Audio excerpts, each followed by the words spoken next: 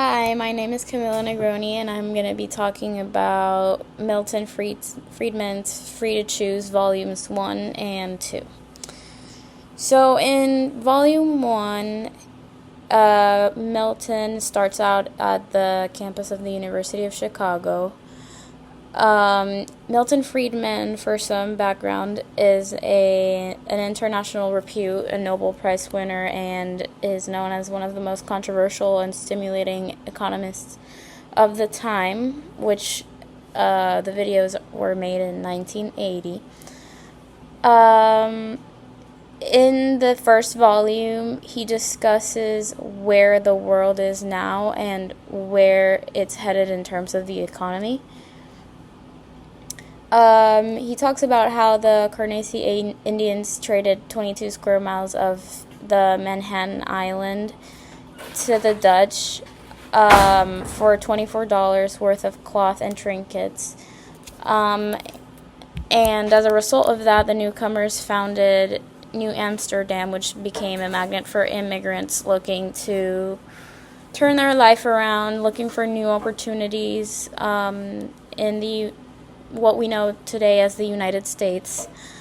Once they got to the United States, they were able to pursue their freedom. Some of them weren't, because when people started learning about immigration, a lot of people already had connections and people they knew that helped newcomers. So naturally, if you didn't know someone, then it was going to be a little bit harder to get started from zero.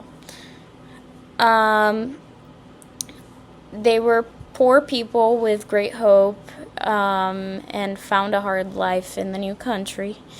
At this time in the United States, there were few rules and regulations. There were no licenses or permits needed for any type of market. So essentially, United States at this time was a free market.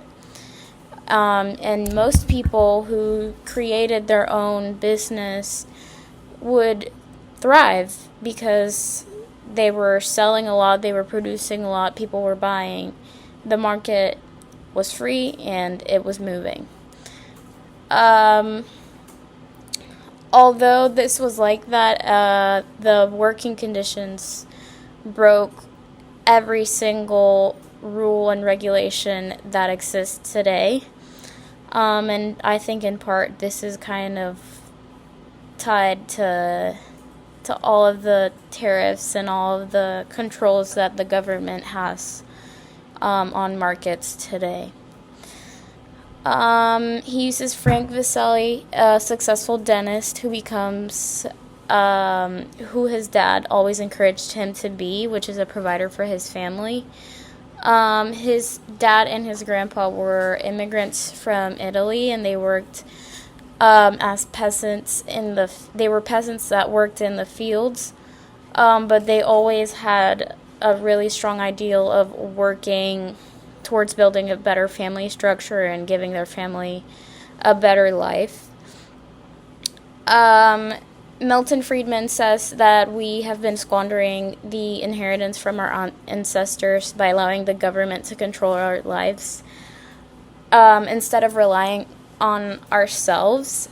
He's not a supporter of markets that aren't free. He's not a supporter of tariffs or imports or any sort of government involvement in any market. He says that we should fight for economic freedom because it's what grants us personal freedom. And he bases the video mainly on Hong Kong, China. He says that the success of this place comes from it being a free market. And the way it's shown, it looks like very intense. But he says that although it looks like this, the success doesn't come from the exploitation of the workers because they receive high wages, they work at a really high and competitive level, and as a result of that, they have freedom of choosing their work hours, choosing what wages to work for, so as a result, they have a better life.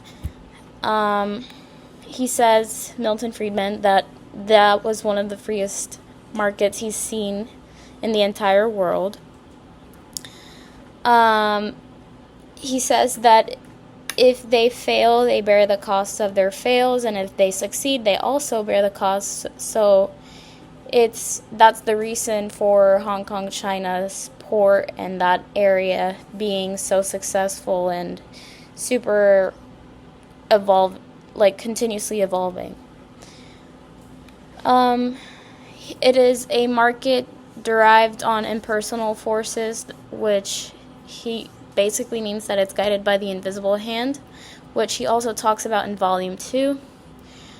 And then he gives the example of Adam Smith, who taught classes at the University of Glasgow, and he gives the example of the lead pencil, which is basically, he explains how many people had to put materials and work hours together to create one single person, which consumers would then trade a very small amount of their time to acquire.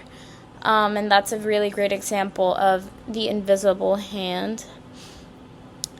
And that it's a result of the price system and impersonal cooperation. He says that those of us who were born in a state of freedom regarded it as a natural state of mankind, and he explains that mankind is not born into a natural state of freedom, which I agree with. He shows that although there is much prosperity, there is still a significant amount of poverty, which is something that I also agree with. I think that free markets and controlled markets have their ups and their downs. It really just depends on the place of the world that we're talking about. Which then goes to the next point, which is that there is no system that will completely eliminate poverty, which is something they discuss later in the second part of the video. The businessmen that adapt, survive, and help others survive, and that's a really good part of the free markets. He says again that prices are the key and that they drive markets, which I think agrees with what we've learned in class. He says that we have squandered freedom, opposing party, and we have made the most of it. Because our freedom is improved when people are free to add to their freedom in the marketplace. For example, voting and restraints on excesses. Michael Harrington, in the discussion portion of the video, says that when there's more government, industrialists take over, and that it has implications for people who benefit from Medicare. But there's also the point that people who pay for Medicare are being affected.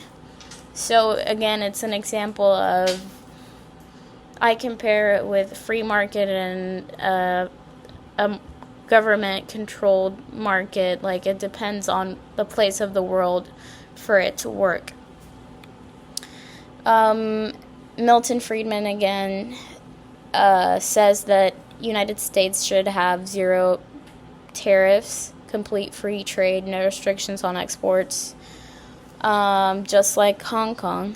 And Bob Galvin says that there has to be an international rule of the road that prevents the socialist institutions from subsidizing and taking advantage of the private institution.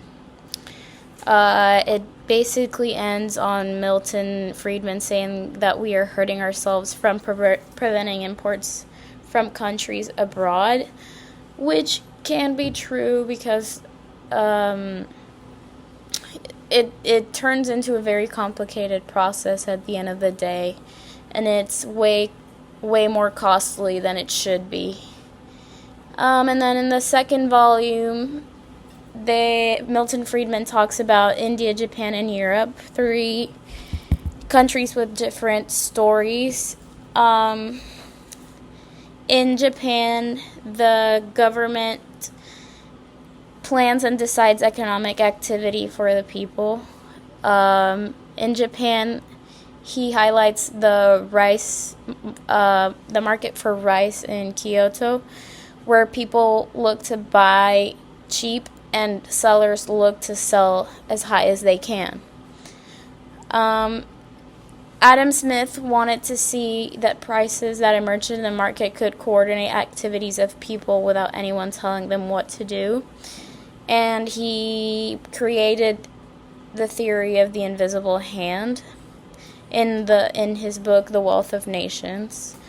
In the book, he talked about the way individuals who intended to only pursue their individual interests were led by an invisible hand, and that promoted public welfare, although it was not their main intention. He talks about Britain and the Industrial Revolution. This is the example that he gives as a free market. The Industrial Revolution was going on at the same time that the book The Wealth of the Nations was released. I got nervous. Sorry. It's okay, I can cut it.